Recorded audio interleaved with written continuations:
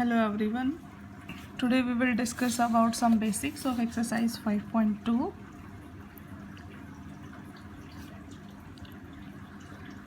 5.2 exercise में पहले कुछ बेसिक्स के बारे में हम पढ़ेंगे। इसमें हम जैसे कोई भी एक कर्व ले लेते हैं, जैसे इस टाइप की ले ली कोई भी कर्व, ठीक है। ये हमने उसकी एक पॉजिटिव डायरेक्शन ले ली, तो इसके दो पॉइंट ले लिए हमने, ये बी और ये ए, ठीक है। तो ये ए पॉइंट है, ये इसका क्या कहलाएगा, इनिशियल पॉइंट, और ये हमारा कौन सा कहलाएगा, उसका टर्मिनल पॉइंट। ओके, अगर इसकी डायरेक्शन हम जो है टेकन एज पॉजिटिव, हम इसकी जो डायरेक्शन है वो पॉजिटिव लेके चल रहे हैं, ठीक है।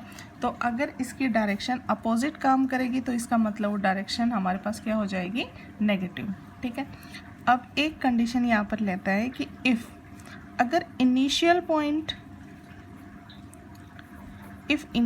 पॉइंट एंड उसका जो टर्मिनल पॉइंट है,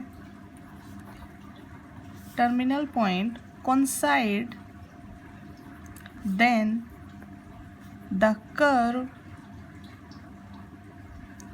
becomes closed।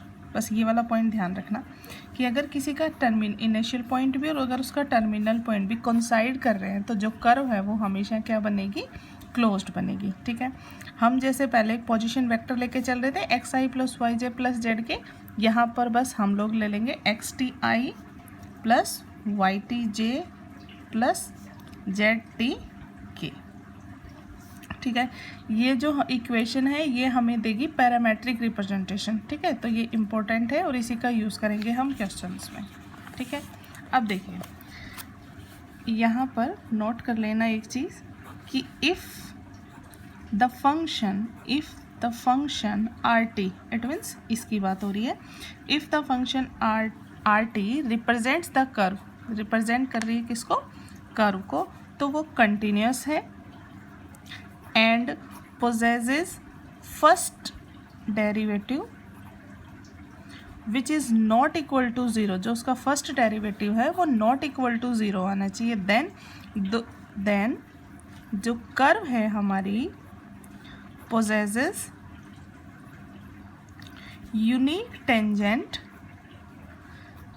इसका हम क्वेश्चंस में यूज़ करेंगे इसीलिए इसका जिक्र हो रहा है, unique tangent at each of its point, उसके हर एक पॉइंट पर हम एक यूनिक टेंजेंट हमें मिलेगा, ठीक है।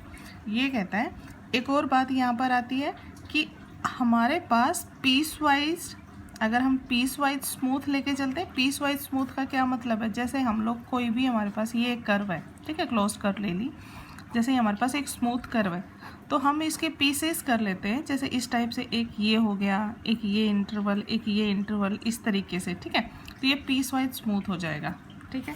अब देखो आपकी बुक में क्या कहता है, लाइन इंटीग्रल, लाइन इंटीग्रल में क्या था, any integral which is to be evaluated along a curve is called line integral.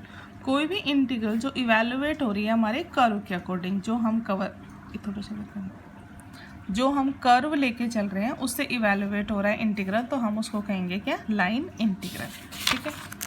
अब देखो tangent vector to the curve, जो भी कर्व हम लेके चल रहे हैं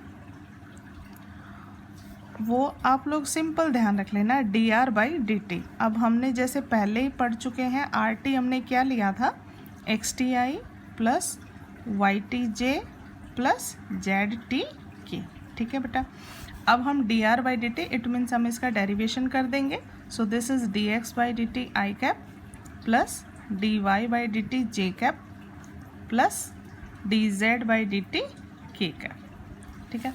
अगर हम इसका यूनिट टेंजेंट वेक्टर निकालेंगे तो आप सब बच्चों को बहुत अच्छे से पता है कि अगर हम लोग इसका यूनिट टेंजेंट वेक्टर निकालेंगे तो उसके लिए क्या करेंगे, इसी के मॉड्यूलस से उसको डिवाइड कर देंगे, ठीक है।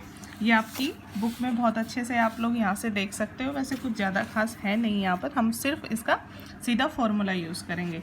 यहाँ पर एक नोट करने लायक एक चीज़ है, दैट टी मीन्स यहाँ पर हम जैसे टेंजेंट को कर रहे हैं, सो दिस इज dr/ds। हम सिर्फ यहाँ पर इस टेंजेंट को कर रहे हैं, यहाँ पर जो हमने टी लेके चल रहे हैं ये उसके टेंजेंट नहीं है, ये सिर्फ हम लोग पैरामेट्रिक फॉर्म के लिए लेके चल रहे हैं। So T vector equal to dr vector upon ds। अब देखो फॉर्मूले में क्या कहता है, अगर हमें कंपोनेंट निकालना पड़े, component of F vector along tangent, तो आप लोगों को क्या फॉर्मूला यूज़ करना है, जो भी हमारे पास इंटीग्रेशन में लिमिट क्वेश्चंस में दी रखी होगी वो, and this is F dot T vector ds। अब हमने t को क्या लिखा था, dr/ds, तो हम ऐसे भी लिख सकते हैं that a to b f vector dot dr vector upon ds। ठीक है, और बाहर क्या था हमारे पास, ds एज इट इज, या फिर हम इसको ऐसे भी कर सकते हैं that a to b f dot dr। ये फॉर्मूले आपको याद होने चाहिए क्योंकि ये हम क्वेश्चंस में यूज़ करेंगे। ठीक है, अब आगे देखो, जैसे कि यहाँ पर एक नोट लिखा हुआ है, if R vector equal to X I plus Y J plus Z K, ये हमें पता है ऑलरेडी। तो differential displacement vector D R vector निकाल लेंगे हम यहाँ से, D X I plus D Y J plus D Z K. ठीक है, अब कंपोनेंट फॉर्म में लाइन इंटीग्रल का फॉर्मूला क्या देखा था हमने, दैट ए टू बी जो भी हमारे पास इंटीग्रेशन था वो, और F dot D R vector. अब देखो ए टू बी करेंगे, F vector dot D R vector क्या लिखा अभी हमने, D X I plus D Y J plus D Z K. ठीक है, और एफ वेक्टर को हम ले लेते हैं जैसे f1i plus f2j plus f3k, और इसकी डॉट प्रोडक्ट किसके साथ, dxi plus dyj plus dzk कर। अब दोनों की डॉट प्रोडक्ट करेंगे तो क्या हो जाएगी, i डॉट i 1 हो जाएगा। सो this is f1 dx plus f2 dy plus f3 dz।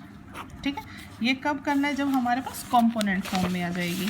जैसे कि अभी जो हमने सारा काम किया वो देखो, यहाँ पर एज इट इज़ वही है, एफ वेक्टर को हमने खोल लिया, उसकी डॉट प्रोडक्ट ले ली, ये आ गया। ठीक है, अब आता है अगर हमारे पास पैरामेट्रिक फॉर्म आ जाए, पैरामेट्रिक फॉर्म आ जाए इसका मतलब क्या कह रहा है, that x equal to X T, Y equals to Y T and z equals to Z T.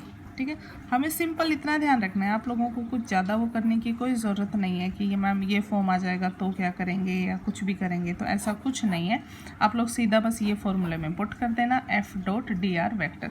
अब ये जो लिमिट की बात हो रही है, ये सिर्फ कुछ एग्जाम्पल्स में ही लिमिट हमारे पास डायरेक्ट दी हुई होगी, अदरवाइज़ हमें निकालने भी पड़ेगी।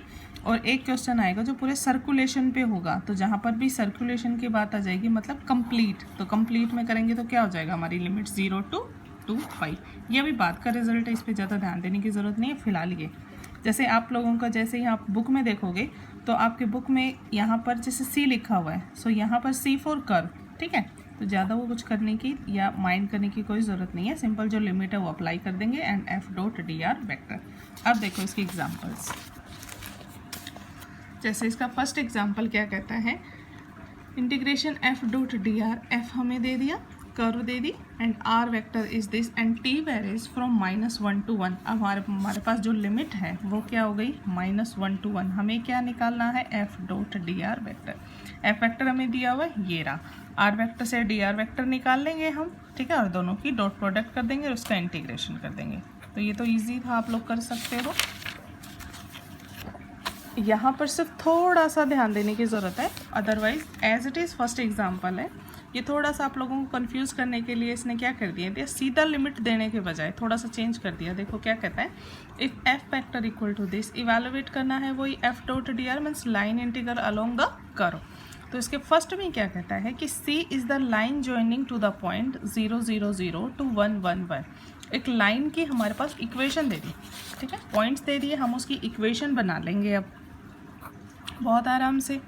तो जैसे ही हम इसकी बनाएंगे हमारे पास पैरामेट्रिक फॉर्म आ जाएगी। ठीक है, सो कौन कौन सी थे हमारे पास, एक तो थे 0 0 0 और एक पॉइंट था हमारे पास 1 1 1। ठीक है, आप लोग बहुत अच्छे से ये फॉर्मूले पहले पढ़ चुके हो। So y minus 0 equal to 1 minus 0 and z minus 0 equal to 1 minus 0 equal to t।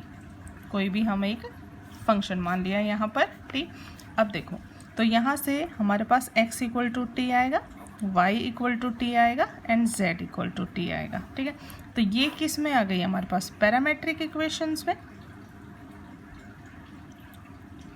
ठीक है, पैरामेट्रिक इक्वेशन ऑफ लाइन। ठीक है, अब सिंपल सी बात है, आर वेक्टर हमने पढ़ा था X I plus Y J plus Z K, तो पुट कर दीजिए। So T I plus T J plus T K. अब ये सेम एग्जाम्पल हो गया आपका फर्स्ट। ठीक है, तो आप एज इट इज़ यहाँ पर कर लेना। इसके सेकेंड क्वेश्चन की बात करें, इसके सेकेंड पार्ट में, तो सेकेंड पार्ट में है x equal to T, Y equal to T square, z equal to T cube. तो सिंपल आप x की जगह t पुट कर देना, y की जगह टी स्क्वायर, z की जगह टी क्यूब, और इसमें दे रखा है इसने 0 to 1। तो आप जो यहाँ पर जब डेरिवेशन कर दोगे और इंटीग्रेशन लोगे तो 0 to 1 लेके कर देना। ठीक है, अब देखो इसका थर्ड एग्जाम्पल है। आज हम 1 to 3 तक ही पढ़ेंगे। कहता है कि if F vector this evaluate करना है, C is the curve in X Y plane, Y equal to 2x square. यहाँ पे अभी मैं आगे कुछ नहीं लिख रहे हैं। देखो एक्स वाई प्लेन की बात कर रहे हैं, एक्स वाई प्लेन में तो सीधा सा है कि मैम z तो 0 हो गया, जो भी आएगा वो किस प्लेन में लाई करेगा, एक्स वाई में। हमारे पास क्वेश्चन में क्या दिया हुआ है, that y equal to 2x square. ठीक है, हम इसके लिए हम मान लेते हैं let x equal to T. अगर x equal to T put करेंगे then y equal to 2t square. तो हम यहाँ से r वेक्टर आराम से निकाल लेंगे, xi plus Y J plus Z के, बहुत आराम से। अब z तो यहाँ पर क्या हो गया 0। सो r वेक्टर कितना हुआ हमारे पास, टी आई प्लस वाई की जगह क्या हो जाएगा हमारे पास 2t स्क्वायर जी। अब D R by D T भी हम यहाँ से निकाल लेंगे। आगे क्या कहता है, फ्रॉम 0 0 to 1 0। ठीक है, 0 0 to 1 to 2। अब यहाँ पर एक्स वाई प्लेन है, तो x की जगह 0 और y की जगह 0, तो यहाँ से t की वैल्यू आ जाएगी, और x की जगह 1 और y की जगह 2 पुट करेंगे तो है हमारे पास t की वैल्यू आ जाएगी। ठीक, जैसे कि आप इसमें बहुत इजीली देख सकते हैं। देखो जब 0 0 पुट करेंगे तो t equal to 0 and 1 2 put करेंगे तो t इक्वल टू 1, वही integration C F dot T R. अब यहाँ पर हम लोग f और dot D R by D T वो हम ऑलरेडी निकाल चुके हैं, दोनों की डॉट प्रोडक्ट ले लोगे। अब इंटीग्रेशन है वो किस पर आ जाएगा, 0 to 1। ठीक है, इसको सॉल्व कर लेना। Okay, thank you.